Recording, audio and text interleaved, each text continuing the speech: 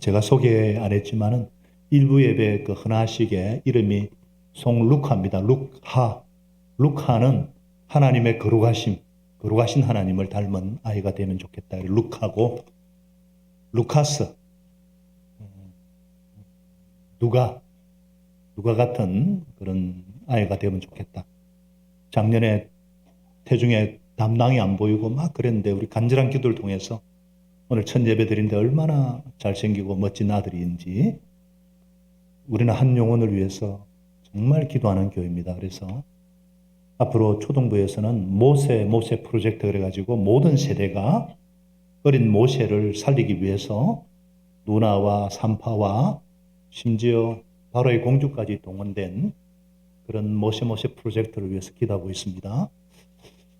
이런 위해서도 기도해 주시기를 부탁드리고요. 오늘 하나님께 주시는 말씀은 마가복음 15장 16절에서 32절까지 말씀인데 저와 여러분이 한 절씩 교도하겠습니다. 병사들이 예수를 뜰 안으로 끌고 갔다.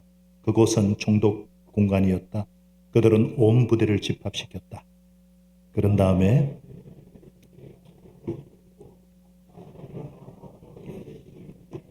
유대인의 왕 만시하면서 저마다 인사하였다. 또 갈대로 예수의 머리를 치고 침을 뱉고 무릎을 꿇어서 그에게 경배해. 이렇게 예수를 희롱한 다음에 그들은 자색 옷을 벗기고 그의 옷을 도로 입혔다. 그런 다음에 그들은 예수를 십자가에 못 박으려고 끌고 나갔다. 그런데 어떤 사람이 알렉산더와 루프의 아버지로서 구레네 사람 시몬이었다. 그에게 강제로 그들은 예수를 골고다라는 곳으로 데리고 갔다. 골고다는 번역하면 해골 곳이다.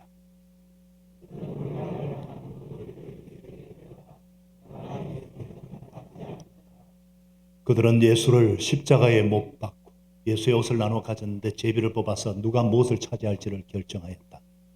예수를 십자가에 못 박은 때는 이른 아침 9시였다. 그의 죄패에는 유대인의 왕이라고 적혀 있었다. 그들은 예수와 함께 강도 두 사람을 십자가에 못 박았는데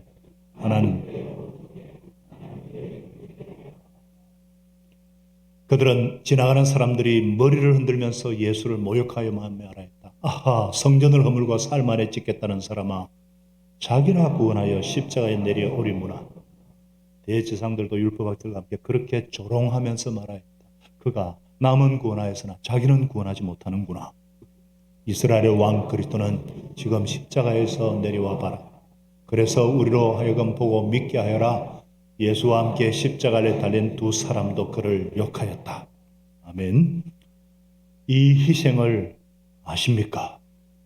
이런 제목으로 말씀을 나누겠습니다. 이 희생을 아십니까?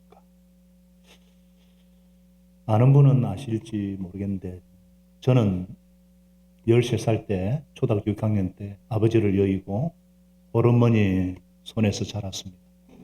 40대 초반에 졸지에 과부가 된 어머니는 남편 잡아먹은 년이라는 욕설과 친척들의 가전 민폐와 수모 속에서 살았습니다. 많은 희생을 감수했습니다. 그 이유는 단 하나, 남긴 4명의 자식들에 대한 사랑 때문이었습니다. 너무 고생을 많이 해서 골병이 들어서 66세라는 이런 나이에 돌아가신 것이 인간적으로 아픔이지만 천국에 계셔서 그나마도 감사하고 그런데 우리에게 남겨주신 중요한 유산이 있습니다.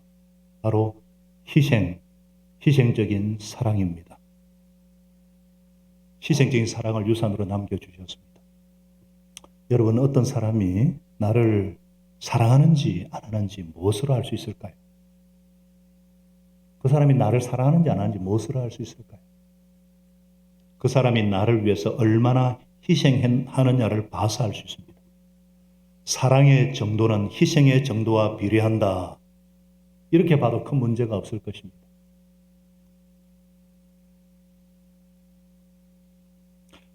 하나님께서 우리를 사랑하십니다.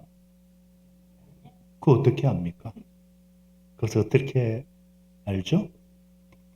추상적으로 사랑하는 것이 아니라 구체적으로 희생하심으로 당신의 사랑을 보이셨습니다. 하나님께서 우리를 사랑하신다 하는 희생의 정표로 보여주신 것이 십자가입니다. 내가 너를 이처럼 사랑한다. 내가 너를 이처럼 사랑한다는 걸 보여주기 위해서 외아들을 희생시키셨습니다. 근데 우리가 이걸 잘 모릅니다. 우리가 이거 잘 모릅니다. 정말 안다면, 정말로 깨닫는다면 어떻게 살게 될까요?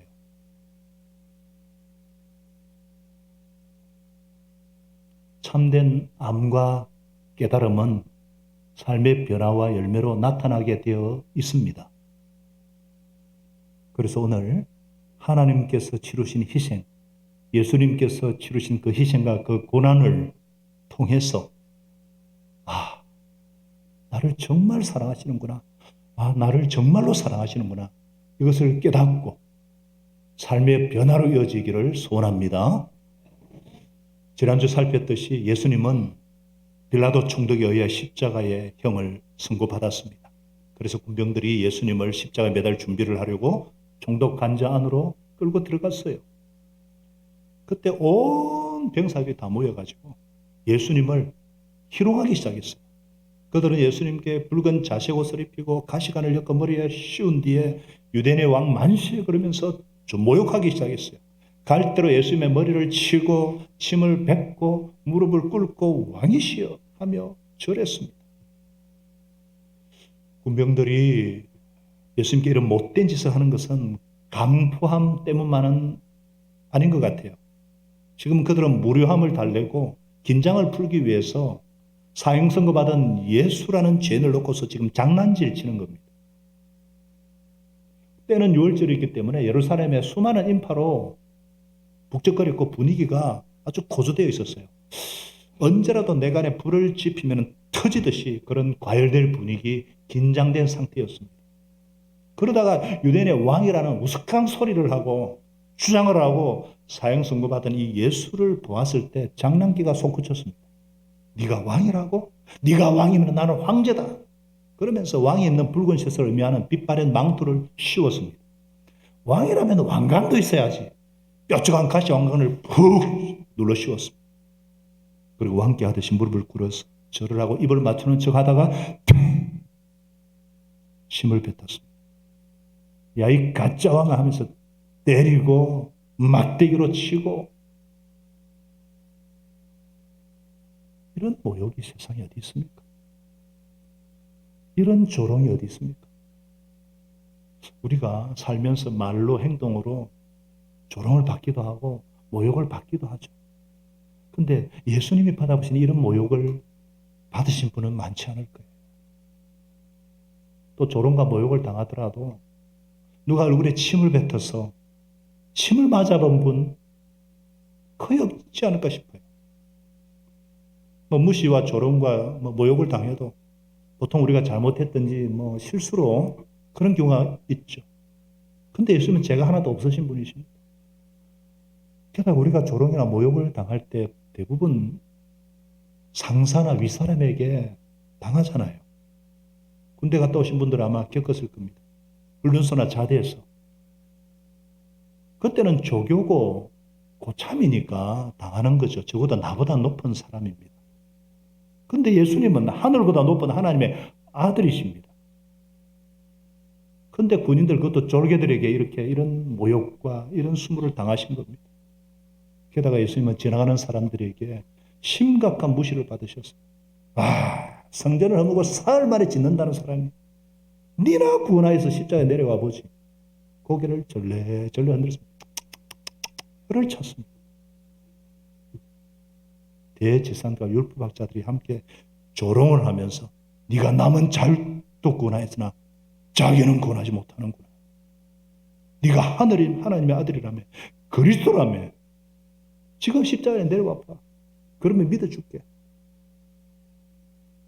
함께 예수님과 십자가에 못 박힌 두 강도도 그렇게 예수님을 조롱하고 욕을 하고 모욕을 했어요.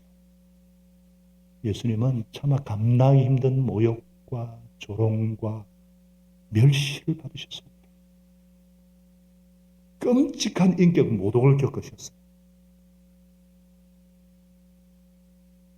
지난주 우리는 예수님은 왕이시다, 하나님의 아들이시다, 우리의 찬양과 경배와 존귀와 영광을 받기에 합당하신 왕이시다, 이렇게 고백하지 않았습니까? 예수님 자신도 죽음의 위협 앞에서도 내가 왕이다 분명히 선언하지 않으셨어요? 오늘 본문에만 해도요, 18절에 유대인의 왕이에요, 26절에 유대인의 왕이에요, 32절에 이스라엘 왕 그리스도 세 번이나 언급되어 있어요. 왕. 여러분, 왕이면은 어떤 위치입니까? 왕이면은 힘과 권세로 내리 누르는 위치 아니에요? 죽이라는 명령도 할 수 있는 위치 아니에요? 예수님은 얼마든지 자기를 구원할 수 있는 분이잖아요. 힘과 권세를 가지신 분이잖아요. 질풍노도 같은 노도 강풍도 예수님은 잠잠하라, 한마디로 꾸짖어 잠잠케 하시는 권세를 가진 분이시잖아요. 그라사 광인에게 들어간 떼기신들이 예수님이 오는 소리만 듣고도 놀라를 벌벌벌 떨다가 나가라 쫓겨내신 분 아닙니까? 38년 된 고질병자에게 말씀하면서 일어나 걸어가라, 온전케 하시고 일어나 걸어가게 하신 분이잖아요. 죽은 지 나흘이나 되어서 냄새나는 산송장에게 나사로야 나오라 살려두시는 생명의 권세자이신 분 아니십니까? 그런 분이 나무 십자가에서 잠깐 내려오는 것 좀 일도 아니죠. 아니, 베드로가 대제사장의 종의 길을 칠 때에 너는 내가 아버지께 구해서 지금 12군단이나 되는, 12군단이면 얼마입니까? 그런 천사들을 보내시게 할 줄 못하는 줄 아느냐, 이런 분 아니지. 그런데 왜 그런 분이 왜 이런 무시와 왜 이런 멸시를 참으시는가? 정말 힘이 없었을까요? 군인들이 무서웠을까요? 지나가던 사람들의 숫자가 많아서 저항을 엄두도 못 냈기 때문일까요? 종교 지도자들의 막강한 권력이 휘두르고 있기 때문에 어떻게 해볼 생각을 아예 하지 못했기 때문일까요? 왜? 무엇 때문에? 마치 도살장으로 끌려가는 어린 양같이, 들깎는 자 앞에서 잠잠한 양같이 그렇게 잠잠히 왜 침묵하셨을까? 왜?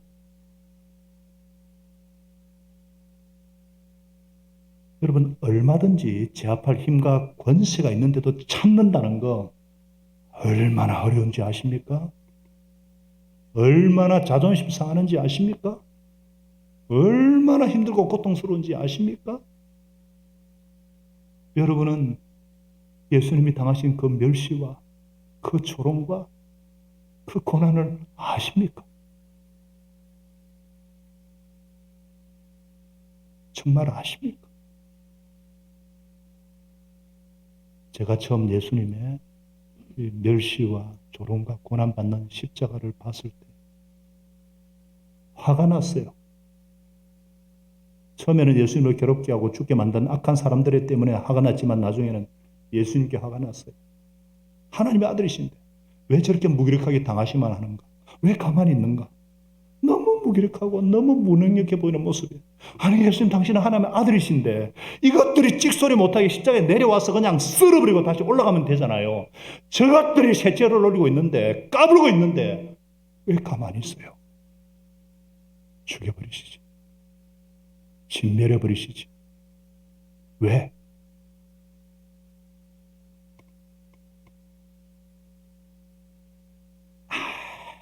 대응도 없이 십자가에 매달리는 그 모습이 화가 났어요.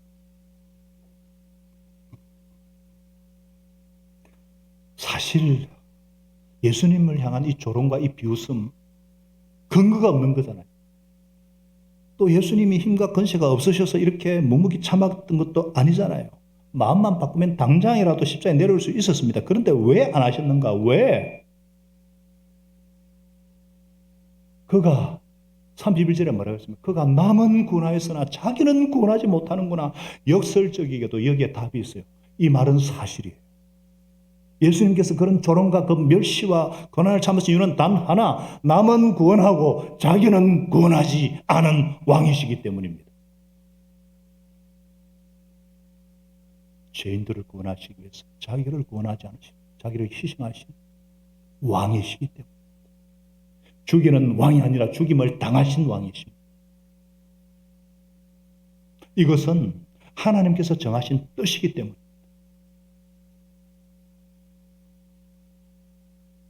창세기부터 줄기차게 하나님이 정하신 뜻이기 때문에 예수님은 그 아버지의 뜻에 죽기까지 순종하셨습니다.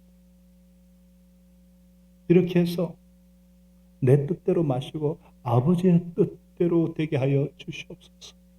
이 예수님의 겟세마네 기도는 응답이 되었습니다. 사랑하는 여러분, 정말 사랑하면 어떤 수모도 견딥니다. 정말 사랑하면 어떤 조롱도 참습니다. 정말 사랑하면 어떤 희생도 감수합니다. 예수님이 우리의 구원을 위해서 당신의 힘과 권세를 사용할 수 있는 사단의 마지막 유혹도 거부하셨습니다. 끝까지 견뎌내시고 승리하셨습니다. 예수님께서 승리하심으로 멸시와 조롱과 수치와 고통을 감수하셨기 때문에 우리가 더 이상 수치 속에 살 필요가 없는 거예요. 예수님께서 모욕과 조롱 속에서도 끝까지 참으셨기 때문에 우리의 구원이 완성된 줄로 믿으시기 바랍니다. 그렇기 때문에 끝까지 모욕과 조롱과 유혹을 이기신 예수님을 바라봅시다.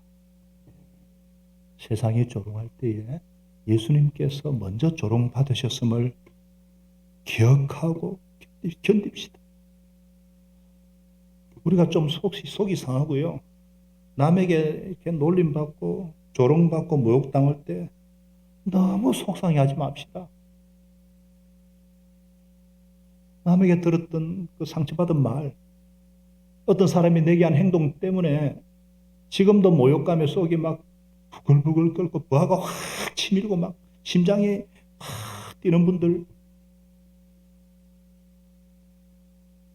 예수님 바라보시고 안정을 찾으시기를 바랍니다.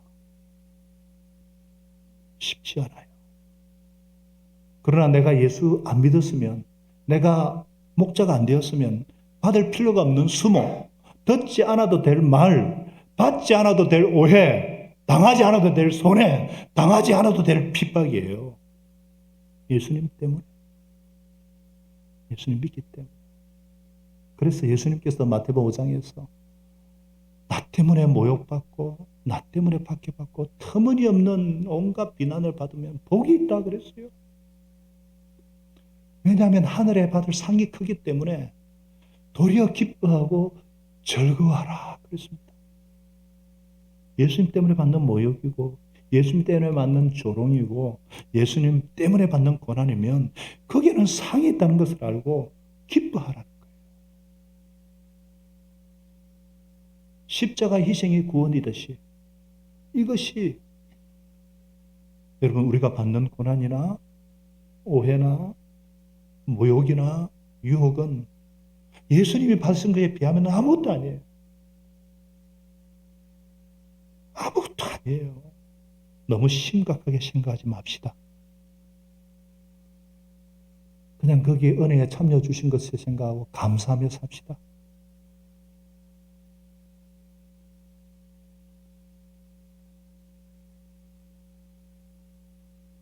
너무 심각하게 생각하지 마십시다. 예수님이 받으신 고난, 예수님이 받으신 조롱, 예수님이 받으신 멸시, 그것에 비하면 우리가 받은 거 아무것도 아니에요.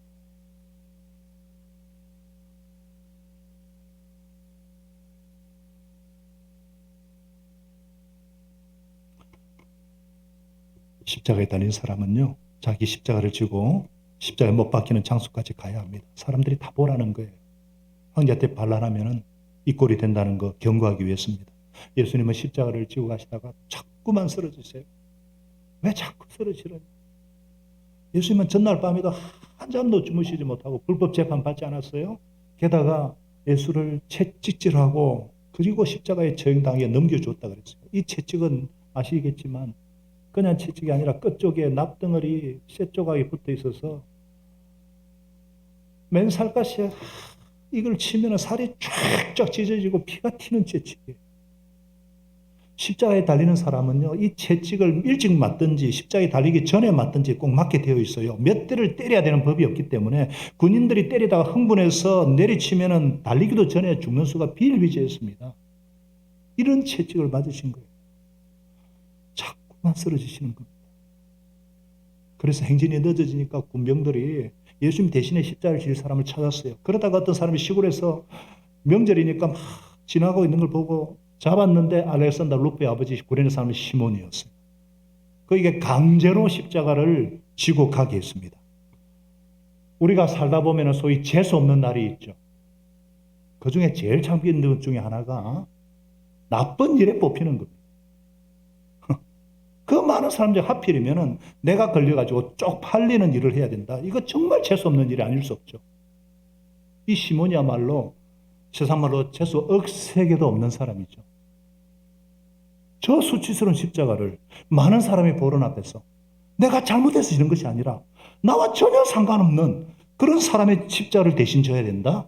이 얼마나 창피스럽고 얼마나 재수 없는 일이겠어요? 아마 시몬이 골고다 언덕까지 투덜대고 불평하면서 얼마나 투덜대고 올라갔겠어요? 아유, 재수없어. 근데 그는 복된 사람이에요. 예수님 십자가에 못 박힌 예수님을 봤기 때문에. 가장 재수 없는 날이 아니라 가장 재수 좋은 날, 하나님의 오묘한 은혜를 깨닫게 되는 날, 예수님은 자기 죄도 아닌데 그 수모를 당하는데 바로 내 대신 십자가를 지셨음을 알게 된 날이기 때문입니다. 아멘. 예. 그는 알렉산더와 루포의 아버지라 그랬어요.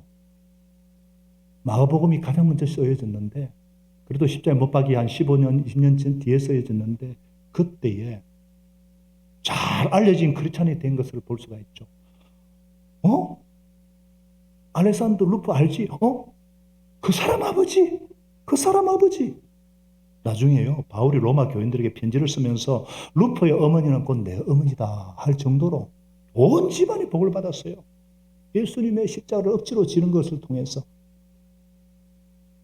여러분 억지로 십자가를 져도 이렇게 복을 받는데 스스로 자원해서 지면 얼마나 복을 받겠어요. 예수님도 누구든지 나를 따라오르게 자기를 십자가를 지고 따라야 된다 그랬죠. 그런데 어떤 분은 지고 싶어서 지는 것이 아니라 어쩔 수 없이 억지로 지는 십자가도 있어요. 사역도 맡고 싶어서가 아니라 딱히 할 사람도 없고 막 네가 하면 되겠네 하면서 떠밀르듯이 그냥 순종하는 마음으로 나타나고 힘들어하는 분 계실 거예요. 억지로 지는 십자일지 몰라요. 그러나 그거 무시하지 맙시다. 억지로 지는 십자에도 축복이 있습니다. 어떤 분은 자기가 원해서 십자가 지는 것도 아니고 큰 짐을 맡고 큰 책임을 이렇게 맡아가지고 고민하는 분이 계실지 몰라요. 그거 무시하지 맙시다.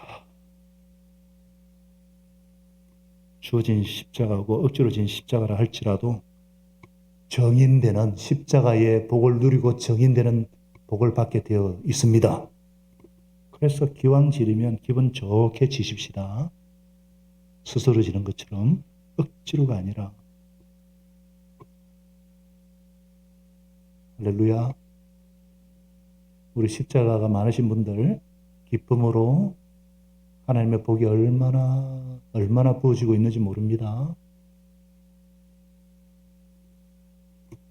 24절에 그들은 예수를 십자가에 못 박고 그들은 예수를 십자가에 못 박고 간단한 표현이지만 이 말에는 엄청난 의미는 다음 주에 제가 자세히 말씀드리겠지만 십자가형은 노예를 죽이는 사형 방법이에요.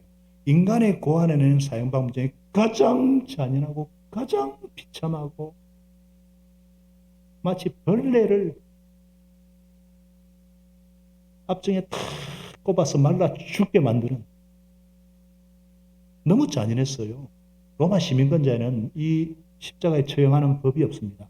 바울도 순교당할 때에 로마 시민권자이기 때문에 목이 잘렸잖아요. 십자가 처형은 노예들, 특별히 황제에게 반란, 배반했을 때 쓰는 처형 방법이에요. 그래서 스파르타쿠스라는 영화가 있습니다. 카크 다글라스 주연의 스파르타쿠스. 그 마지막 장면에 보면은 노예 반란한 그 자들이 진압된 다음에 길가에다 십자가에 쫙 달려있는 장면, 아마 기억하는 분 계실 거예요. 쫙 달려있는, 그건 T자형입니다. 당시 가장 흔한 십자가하고, 십자가형은 세 종류가 있어. X자형이 있고 T자형이 있습니다. 예수님은 가장 잔인한 진짜 십자가. 너무 끔찍해서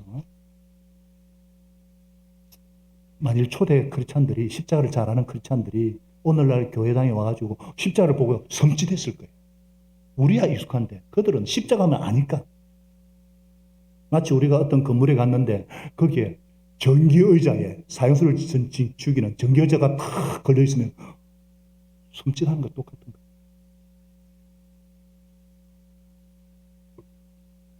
왜 예수님께서 이런 끔찍스럽고 이런 저주스럽고 이런 고통스러운 십자가 고난을 받으셨을까? 하나님이 우리를 사랑한다고 아무리 얘기해도 믿지 않고 마음이 강팍하기 때문에, 어떻게 하면 내가 정말 너희를 사랑한다는 것을 알 수 있겠느냐? 어떻게 하면 마음이 녹여가지고 내가 너희를 사랑한다는 것을 믿을 수 있겠느냐 해서 최후로 쓰신 것이 십자가예요. 하나님께서 최후로 우리를 얼마나 사랑하시는지, 얼마나 사랑하는지 최후로 사용하신 것이 십자가라고요. 제가 저희 어머니 예를 들었지만은 누가 나를 얼마나 사랑하는지는 희생을 통해서 알 수 있어요. 희생이 큰 만큼 사랑이 큽니다. 다 같이요. 희생이 큰 만큼 사랑이 큽니다. 여러분 중에 참 예를 안 두고 싶으면 누가 아파서 병원에 입원했어요. 근데 돈이 없어. 근데 친한 친구가 자기 딸 결혼하려고 마련한 그 돈을 병원을 해줘서 입원시켜줘서 얼마나 이 친구 진짜 나를 사랑하는구나.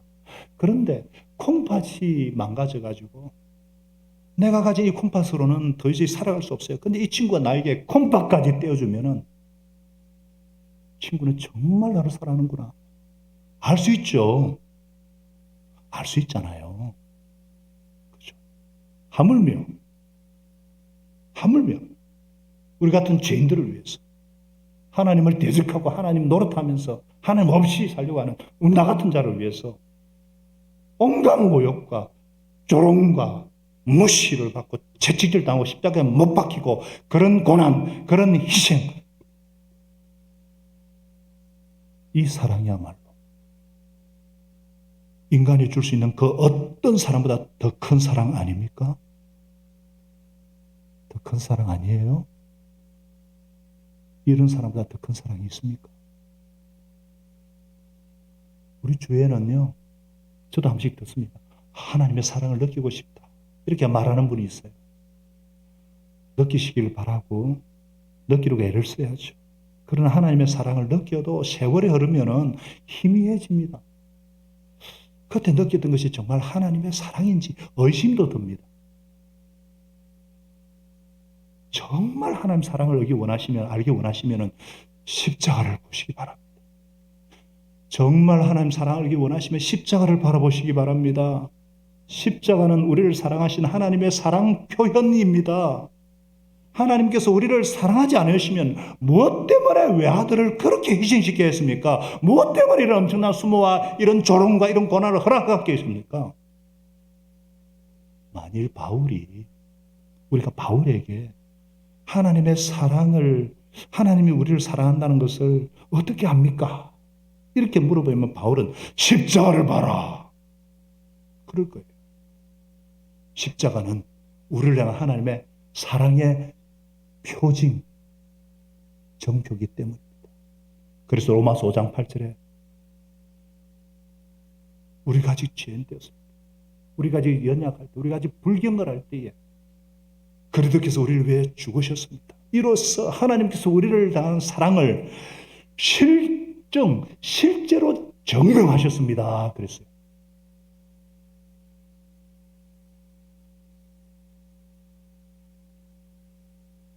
그래서 우리에게 십자가가 있는 동안에는 하나님 지금 나를 사랑하십니까? 이런 질문하면 안 됩니다.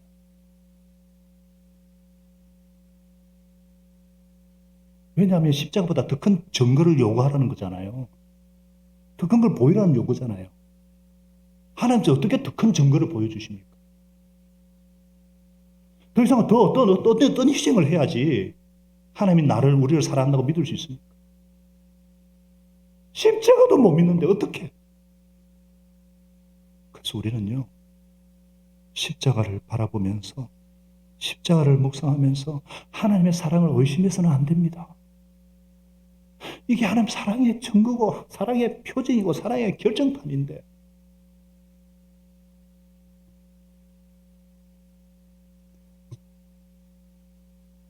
제가 그런 덩쳐없는 친척들의 복수의 칼을 하면서 공부했다 그랬잖아요. 그러다가 하나님께서 목자를 찾아오셨는데 그 분노와 그 패배의식과 열등감에서 나를 구원해 주시기 오신 예수님을 단순히 영접은 했어요. 근데 삶의 변화가 없었습니다. 고맙기는 한데 그냥 이것도 아니고 저것도 아니고 어정쩡한 그냥 은혜 가운데 있다가 제가 결정적으로 하나님의 나를 사랑하신다는 것을 깨닫고 결정적으로 변화된 것이 십자가예요. 도대체 왜 저런 조롱과 저런 고난을 받으셔야 했는가? 왜? 그 희생이 깨달아지니까 얼마나 나를 사랑하면은 처음에는 이해가 안 돼서 화를 냈다가 이 사랑의 깊이와 넓이와 높이를 성령께서 깨닫게 해주시니까 제가 막 미쳐버리는 거예요. 하루 종일 울었습니다.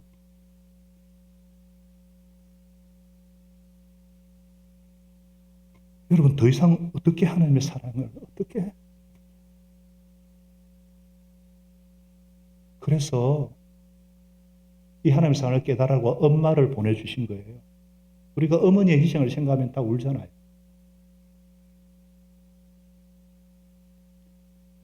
그래서 여러분 오늘과 다음 주까지 십자가의 말씀을 나눌 건데 그 십자가를 통해서 희생을 통해서 하나님의 나를 사랑한다는 결정적인 증거를 영접하시는 저와 여러분 되시기를 축복합니다. 우리가요 어떤 기도 제목을 놓고 기도하다가 응답이 안 오면 우리는 하나님께 불평해요. 하나님 계십니까? 정말 내 기도 들으시는 겁니까? 아니면 외면하시는 겁니까? 그럴지라도 하나님의 사랑만은 의심해서는 안 됩니다. 내가 지금 원하는 것을 주지 않는 것은 하나님이 나를 사랑하시기 때문에 주었다가는 탈이 날 것 같기 때문에 안 주시는 것을 믿어야 됩니다. 아니면 더 좋은 것을 더 좋은 때에 주시려고 기다리는 것을 믿어야 돼요. 하나님의 사랑을 절대로 의심해서는 안 됩니다. 왜 그렇습니까? 로마서 8장 30절에 분명히 말씀하잖아요. 당신의 아들을 아끼지 아니하시고 우리 모두를 위해 내어주신 분이 어찌 그 아들과 함께 모든 것을 우리에게 선물로 거저주지 아니하겠는가? 아멘이십니까? 아직도 못 깨달았어요. 32절 한 번 더 비춰주세요. 같이 한번 읽어볼까요? 시작. 자기 아들을 아끼지 아니하시고 우리 모두를 위해서 십자가에 내어주신 분입니다. 그분이 어찌 그 아들과 함께 모든 것을 우리에게 선물로 거저주지 않으시겠습니까? 아들도 아끼지 않으신 분이 아들도 희생하신 그런 분이 내가 원하는 조그만 그 소원 그거 아끼겠어요? 그거 아끼겠습니까?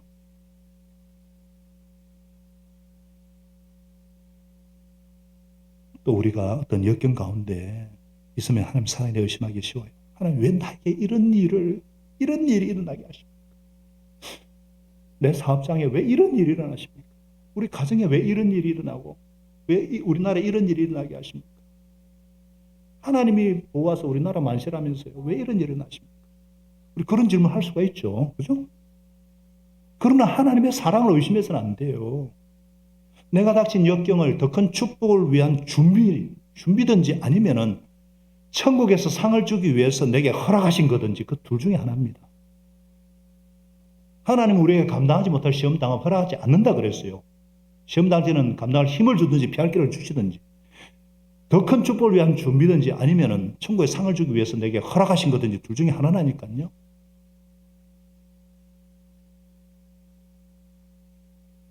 우리는 때때로 하나님의 뜻이 무엇인지 그분의 섭리가 뭔지 혼동할 때가 있어요.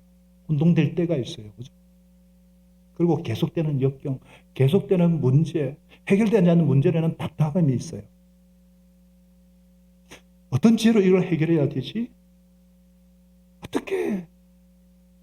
선뜻 그래서 순종하지 못하는 어떤 답답함이 있어요. 있을 수 있어요. 그러나 그럼에도 불구하고 우리가 입술로 고백해야 될 것이 무엇이냐? 나를 사랑해 주심을 믿습니다.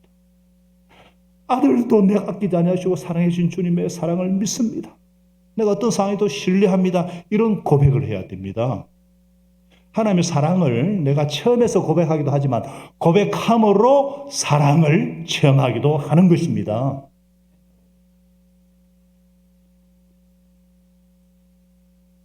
아멘 하시는 분은요. 부부 싸움 했다가도 당신 사랑해 하시는 사람하고 똑같아요. 그러면 더 기뻐지죠.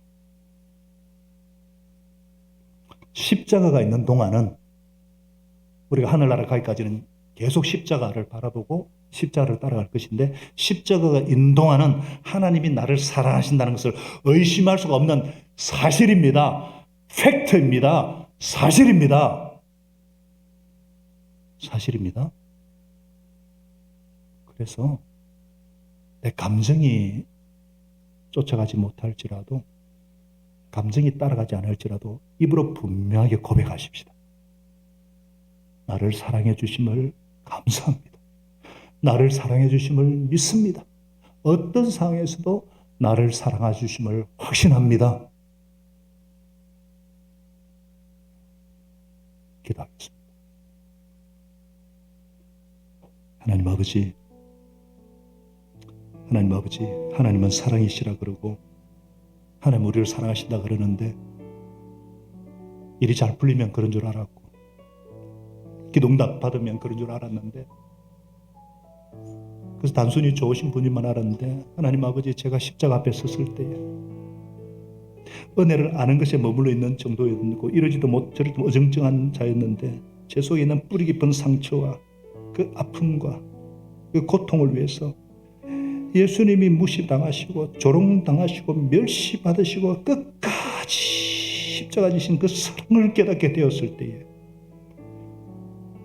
제 마음에 금이 쨍그랑 가게 하셨고 그 사랑을 확신하게 하셨고 이제는 은혜를 아는 정도가 아니라 뿌리 깊은 상처와 아픔의 치유로 인한 근본적인 마음의 변화와 삶의 변화를 일으켜 주심을 감사합니다. 하나님 아버지 우리를 대신해서 온갖 조롱과 멸시를 당하시고도 침묵하시고 끝까지 십자가 지신 그 놀라운 희생적인 사랑에 감사드립니다. 힘과 권세를 가지신 왕이심에도 나를 위해서 우리를 구원하시기 위해서 자기를 구원하지 않으신 주님 감사합니다. 이로 인해서 주님의 고생, 고난과 희생을 통해서 하나님의 절대적인 사랑을 확신하게 하시고 죄로 인해 당해야 될 수치와 행보를 주님이 대신 담당하심으로 정죄의 의식에서 자유함을 얻고 죄책감에서 자유함을 얻고 비록 세상이 주님을 조롱했듯이 주님 때문에 받는 조롱일지라도 담대하게 주님 따르게 하시고 십자가를 부끄러워하지 않게 하신 주님께 감사를 드립니다. 하나님 아버지 저희들이 이 사랑에 강건되게 하여 주시고 이 사랑을 깨닫게 하시고 이 사랑을 확신시켜 주시는 성령님께서 오늘 우리의 마음 문을 활짝 열어주시고 마음이 차가우신 분은 마음을 금이 가게 하시고, 하나님의 사랑이 이해가 되지 않는 분들에게는 성령께서 십자가에 당하신 그 고난을, 희생이 큰 만큼 하나님의 사랑이 얼마나 크고 깊고 넓고 높고 긴지 알게 하시고 확신시켜 주시고 깨닫게 하여 주시옵소서. 그래서 우리도 주님 따르면서 끝까지 십자가 지고 따라가는 정인되는 복을 누리게 하여 주시옵소서.